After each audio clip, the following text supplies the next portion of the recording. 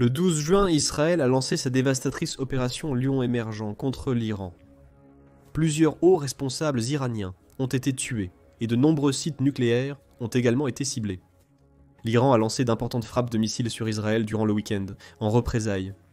Selon CNN en Iran, 224 civils ont déjà perdu la vie. Les missiles iraniens ont endommagé le réseau électrique du centre d'Israël. La guerre s'abat sur le Moyen-Orient. Et cela nous amène à une question. Quel est le pire scénario qui pourrait découler de la guerre entre Israël et l'Iran? C'est la question que la British Broadcasting Corporation a posée le 14 juin. Et elle a proposé 5 scénarios potentiels, chacun ayant d'énormes implications pour Israël, l'Iran et le reste du monde. Le premier scénario est simple. Les États-Unis décident de s'impliquer. C'est quelque chose que les États-Unis ne veulent pas faire. Du moins, si l'on en croit les démentis qu'ils ont publiés juste après qu'Israël a lancé l'opération Ligne montante. Quelques heures après les premières attaques d'Israël, le sénateur américain Marco Rubio niait toute implication des États-Unis.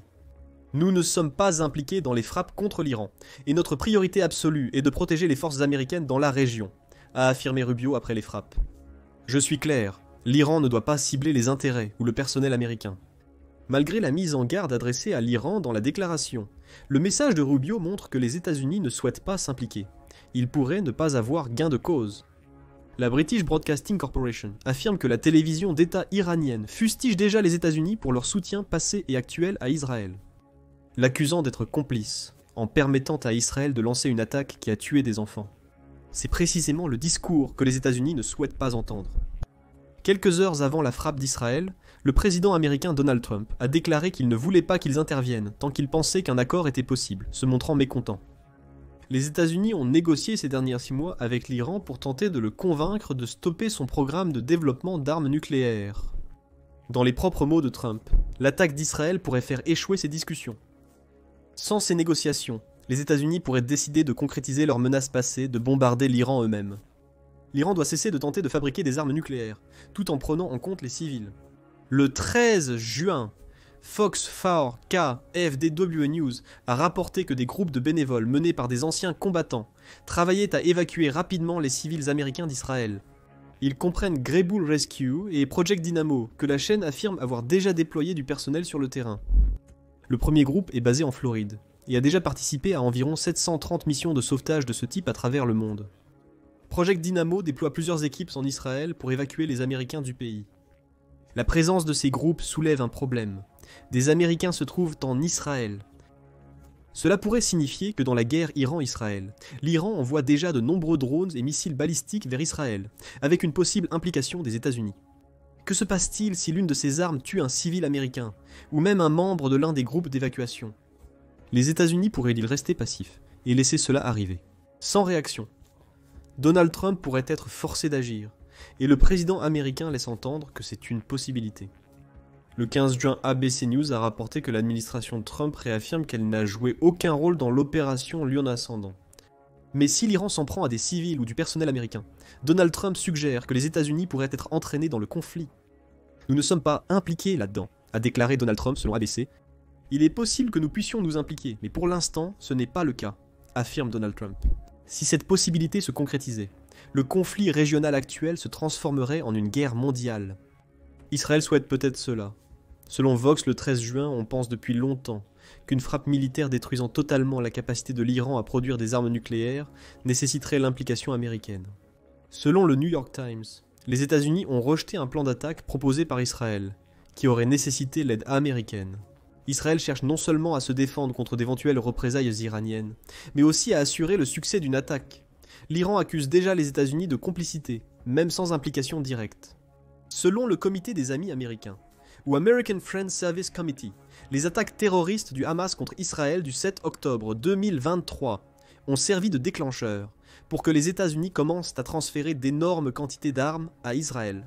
Entre le 7 octobre et le 25 décembre 2023, l'American Friends Service Committee affirme que les États-Unis ont envoyé 10 000 tonnes d'armes à Israël, dont 15 000 bombes et 50 000 obus d'artillerie. D'octobre 2023 à mars 2024, les États-Unis ont approuvé plus de 100 ventes d'armes à Israël, dont seulement 2 ont été rendues publiques à l'époque. Ajoutez à cela les 3,8 milliards de dollars que les États-Unis fournissent déjà chaque année à l'armée israélienne, selon l'American Friends Service Committee. Et cela crée un véritable baril de poudre. La British Broadcasting Corporation souligne que seuls les États-Unis possèdent les bombes anti-bunker, capables de détruire les installations nucléaires souterraines de l'Iran. Mais cela s'accompagne aussi d'un avertissement. Si l'Amérique devenait un belligérant actif, cela représenterait une énorme escalade avec des conséquences longues et potentiellement dévastatrices. Mais peut-être que les États-Unis ne s'impliquent pas. Cela n'exclut pas une escalade du conflit israélo-iranien, ce qui nous conduit au deuxième scénario catastrophe. Selon la British Broadcasting Corporation, l'implication des pays du Golfe dans le conflit ne serait pas surprenante. Elle souligne que l'Arabie Saoudite a accusé l'Iran d'avoir attaqué ses champs pétrolifères. Déjà en 2019, les Émirats Arabes Unis affirmaient en 2022 que les Houthis, considérés comme un proxy iranien, avaient attaqué leur territoire en 2022. Depuis lors, une paix précaire règne entre ces nations du Golfe, une paix qui pourrait bientôt être brisée. La British Broadcasting Corporation évoque la possibilité que l'Iran puisse rediriger ses frappes de missiles et de drones s'il n'est pas en mesure de causer des dégâts importants à Israël. Si l'Iran échouait à toucher les cibles militaires et autres cibles protégées d'Israël, il pourrait viser des cibles plus vulnérables dans le Golfe, rapporte la British Broadcasting Corporation. L'Iran vise particulièrement les pays qu'il accuse d'avoir soutenu ses ennemis au cours des années. Selon le Times of Israel, certaines nations du Golfe applaudissent discrètement l'opération Lion ascendant d'Israël, tout en restant méfiantes quant aux conséquences de ces frappes pour elles-mêmes.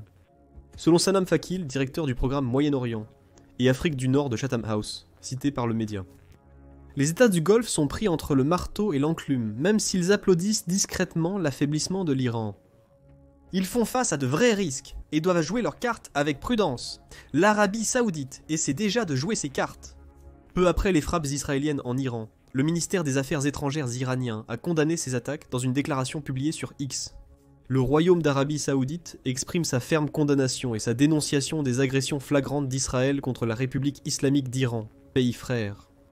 Ces actions menacent la souveraineté et la sécurité du pays, violant de manière flagrante les lois et normes internationales, selon le communiqué. L'Arabie Saoudite a exhorté la communauté internationale à stopper l'agression israélienne. Selon Vakil, c'est être pris entre deux feux. Les États du Golfe refusent de s'impliquer dans le conflit, réalisant que cela affaiblirait leur position et celle de l'Iran. Selon Deutsche Welle, l'Arabie Saoudite doit trouver un équilibre dans cette situation. Il cite Sébastien Sands du groupe de réflexion Carpo qui souligne que l'Arabie Saoudite a passé les dernières années à tenter de désamorcer les tensions entre elle-même et ses rivaux régionaux. Cependant, cette désescalade pourrait ne pas être possible. Pourquoi ? Selon Sons, l'Arabie Saoudite, au cœur de la tempête, craint des attaques sur son territoire, parce que des troupes américaines y sont stationnées. Et c'est là le problème. Si l'Iran attaque d'autres États du Golfe, cela pourrait entraîner les États-Unis dans le conflit, faisant de ce second scénario une escalade par rapport au premier. Selon Al Jazeera, le 15 juin, les États-Unis maintiennent actuellement au moins 19 sites militaires au Moyen-Orient, où sont stationnés entre 40 000 et 50 000 soldats. Le Koweït accueille 5 de ces sites, tandis que Bahreïn, les Émirats Arabes Unis et l'Arabie Saoudite en comptent chacun d'eux. Il y a aussi des sites militaires américains à Oman, au Qatar, en Égypte, en Jordanie, en Irak et en Syrie. Si l'Iran frappe plus loin, il pourrait cibler des sites militaires américains en Turquie et à Chypre, impliquant ces deux pays dans le conflit. La British Broadcasting Corporation suggère que certaines de ces nations ont même aidé Israël à se défendre, discrètement, contre les attaques de missiles iraniennes. En 2024, cela en fait des cibles pour l'Iran, qui les considère comme des nations complices alliées aux États-Unis et à Israël. Une attaque contre l'une de ces nations pourrait déclencher une nouvelle guerre du Golfe. Les États-Unis pourraient se sentir obligés de participer à cause de leurs bases militaires dans la région. Mais écartons-nous un moment des pays susceptibles d'être impliqués dans le conflit, et regardons l'un des objectifs qu'Israël voulait atteindre avec l'opération Lion-Levant: anéantir les capacités nucléaires de l'Iran. Al Jazeera affirme qu'il est largement admis qu'Israël possède des armes nucléaires, même si cela n'a jamais été confirmé publiquement. La simple suggestion de l'existence de ces armes nucléaires permet à Israël d'être un acteur majeur au Moyen-Orient. Selon Al Jazeera, Israël considère comme une ligne rouge le fait que l'Iran possède des armes nucléaires, car cela lui retirerait son avantage militaire. Benyamin Netanyahou, Premier ministre d'Israël, a mis ce fait en avant pour justifier l'opération Ligne montante. Il affirme que l'Iran aurait pu produire une arme nucléaire en 1 an, voire quelques mois seulement.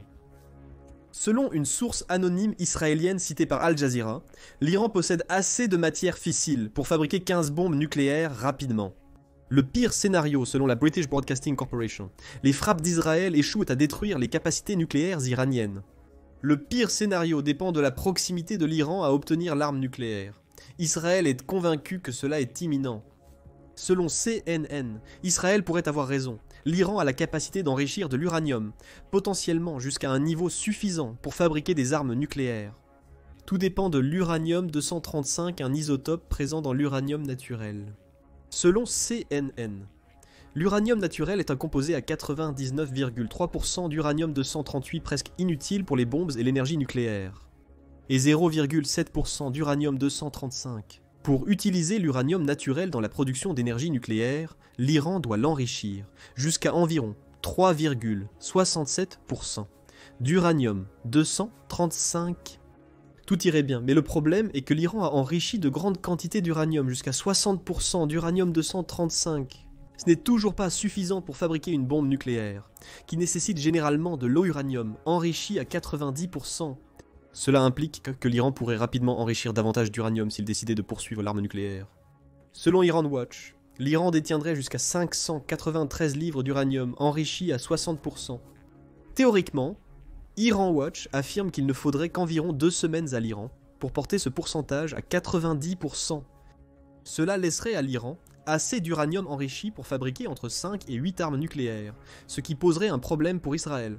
C'est pourquoi l'opération Lion-Levant a ciblé 3 sites nucléaires iraniens, Natanz, Fordow et Ispahan, selon CNN. Des images satellites, ainsi que des analyses d'experts, suggèrent qu'Israël a réussi à causer des dégâts importants à 2 de ces sites. Ali Vaez, du groupe de crise international, déclare « Toute la chaîne d'approvisionnement nucléaire a été perturbée. Cette chaîne était maintenant brisée, mais elle pourrait être reconstituée en quelques mois, parce que l'Iran possède à la fois le savoir-faire et le matériel nécessaire, conclut Vaez. Ce problème ne disparaîtra pas simplement avec des frappes aériennes. Le problème d'Israël est qu'il n'a pas la capacité aérienne de détruire définitivement les installations nucléaires iraniennes. Comme mentionné précédemment, il aurait besoin des bombes anti-bunker américaines pour s'en approcher. Si l'Iran peut reconstruire, nous pourrions n'être qu'à quelques mois de la fabrication d'une arme nucléaire, ce qui changerait la donne dans la région du Golfe.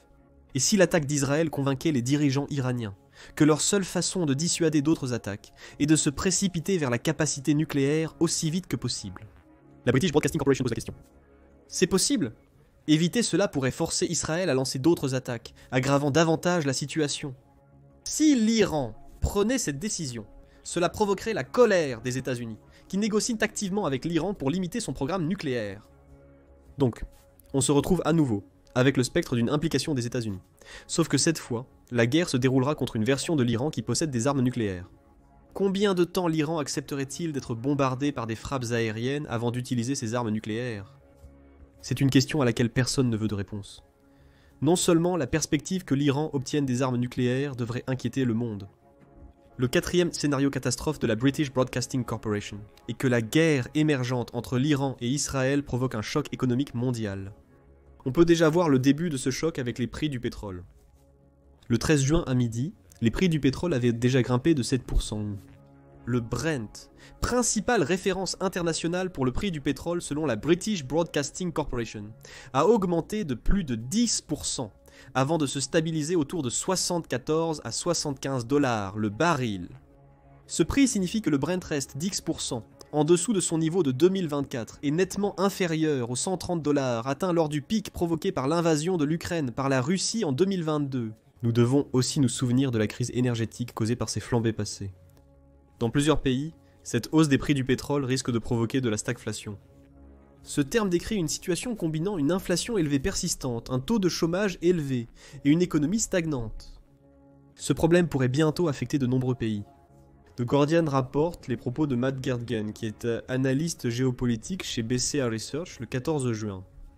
Les prix du pétrole ont déjà légèrement augmenté, malgré le fait qu'Israël n'ait pas terminé sa campagne et que l'Iran n'ait pas encore pleinement riposté. Dans le pire des cas, avec 45% de probabilité, l'Iran pourrait riposter. Les États-Unis s'impliquent, et les prix du pétrole doublent suite aux frappes iraniennes sur l'approvisionnement pétrolier régional. Nous avons assisté à la première grande riposte iranienne avec sa frappe de missiles contre Israël. Les références aux États-Unis et à l'Iran, ciblant les approvisionnements pétroliers régionaux, introduisent les 2 pires scénarios mentionnés par la British Broadcasting Corporation. Bien qu'aucun de ces scénarios ne se soit encore réalisé, ils illustrent la capacité actuelle de l'Iran à influencer les prix du pétrole. Tout choc pétrolier aurait un impact mondial. Gerd Kannatz rappelle au monde les avantages inhérents des États-Unis, qui pèsent sur les économies européennes et chinoises et servent les intérêts de la Russie en Ukraine. Le président russe Vladimir Poutine pourrait y voir une opportunité. Des prix pétroliers plus élevés, dus aux attaques iraniennes sur les approvisionnements d'autres pays, pourraient permettre à la Russie de faire de son pétrole une ressource indispensable, notamment en Europe. La situation économique empire et l'Iran pourraient réactiver les Houthis en mer Rouge, aggravant la crise. Selon le Maritime Executive, les attaques de ce groupe militant en 2024 avèrent déjà coûté 6 milliards de dollars à l'économie égyptienne au 4 novembre. Le trafic à travers le canal de Suez a chuté jusqu'à 70% par moment durant l'année. Comme les exploitants de porte-conteneurs ont été contraints de se détourner et de prendre des routes beaucoup plus longues, ces itinéraires ont eu un impact sur les chaînes d'approvisionnement et les prix des produits. Cela pèserait sur l'économie mondiale qui tenterait d'absorber la hausse des prix du pétrole qu'une guerre Iran-Israël provoquerait. Nous aurions donc une combinaison d'un choc économique mondial et d'une relance des ventes de pétrole de la Russie. Pour Poutine, cela permettrait de prolonger la guerre en Ukraine. Alors que les alliés de l'Ukraine, surtout les États-Unis, sont distraits par les tensions Iran-Israël, la Russie pourrait en sortir grande gagnante. Après 4 scénarios catastrophes, la British Broadcasting Corporation envisage enfin un autre scénario. 1. Cela peut sembler être un scénario catastrophe étrange, jusqu'à ce que l'on considère les implications. L'Iran perd et le régime tombe. Cela peut sembler être un scénario catastrophe étrange, puisque c'est précisément l'objectif d'Israël. La chute du régime iranien éliminerait le risque nucléaire et minimiserait les attaques contre les champs pétrolifères, résolvant ainsi un problème majeur. Cela pourrait provoquer un choc économique. Toutefois, la chute du régime actuel créerait aussi un vide de pouvoir au Moyen-Orient, que plusieurs nations s'empresseraient de combler. La British Broadcasting Corporation s'interroge sur un éventuel vide que laisserait l'élimination du régime iranien actuel par Israël. Quelles conséquences imprévues cela entraînerait-il ? À quoi ressemblerait un conflit civil en Iran ? Nous n'avons pas encore de réponse à ces questions, mais nous pouvons observer la situation en Irak et en Libye. Les deux ont perdu des gouvernements centraux forts, même s'ils étaient dictatoriaux, et tous deux ne sont plus que l'ombre d'eux-mêmes aujourd'hui. L'Iran pourrait connaître le même sort, bouleversant l'équilibre des pouvoirs au Moyen-Orient. Paul Hayden, contributeur principal chez Forbes, souligne ce problème dans un article du 15 juin. Il souligne que la défaite de Saddam Hussein durant la guerre du Golfe a mené à la neutralisation de son armée. C'était une force de combat d'1 million de soldats actifs qui avait tenu tête à l'Iran jusqu'à l'intervention des États-Unis. Un vide s'est créé. Avec l'Irak neutralisé, l'Iran a pu s'imposer comme le principal acteur du Moyen-Orient. C'est le cas aujourd'hui. Hayden dit que Netanyahou avait vu tout cela venir, en notant qu'il vaut la peine de se rappeler que Netanyahou met en garde contre les dangers imminents d'un Iran nucléaire depuis longtemps. Au moins 1995. Nous avons déjà vécu ce scénario catastrophe auparavant. La chute de l'Irak a renforcé la puissance de l'Iran. La chute de l'Iran, face à Israël seul ou un effort mondial, entraînerait-elle l'émergence d'une autre nation menaçante pour l'ordre mondial ? Nous avons évoqué comment les chocs économiques dans le secteur pétrolier pourraient renforcer la Russie. Poutine pourrait saisir l'occasion de s'installer dans un Iran dévasté, tirant parti du sentiment anti-occidental qui y régnerait probablement. Après une guerre avec Israël, la Chine pourrait faire de même. Ce sont deux poids de lourds géopolitiques mondiaux, qui pourraient devenir encore plus puissants si le régime iranien tombe. Le Middle East Forum souligne également que les populations kurdes et baloutches en Iran pourraient avoir une opportunité de se soulever si le régime actuel tombe. Les deux s'opposent au régime actuel de l'Iran. Les Kurdes réclament une version laïque et fédéraliste de l'Iran, centrée sur un gouvernement décentralisé. Les baloutches pourraient enfin avoir l'occasion de se séparer totalement de l'Iran. Après tout, ce n'est qu'en octobre 2024 que l'Institut de recherche sur le Moyen-Orient en a fait état. Selon Aibi Armari, dirigeant baloutche, les baloutches appartiennent à une nation présentement occupée par l'Iran. Sans le régime iranien pour les arrêter, les baloutches pourraient se séparer et former leur propre État-nation. De nombreuses questions se posent sur ce que la chute potentielle du régime iranien pourrait signifier pour l'avenir. Vaut-il mieux le diable que l'on connaît que celui qu'on ne connaît pas ? Nous ne le saurons que si ce scénario catastrophe se réalise. Israël tente désormais de cibler un maximum de responsables et dirigeants politiques iraniens avec l'opération Lion-Levant. Regardez notre vidéo sur les conséquences des frappes initiales de la semaine dernière pour connaître les dégâts causés jusqu'à présent. Si vous avez aimé cette vidéo, abonnez-vous à The Military Show pour plus de reportages sur les derniers développements du conflit Iran-Israël.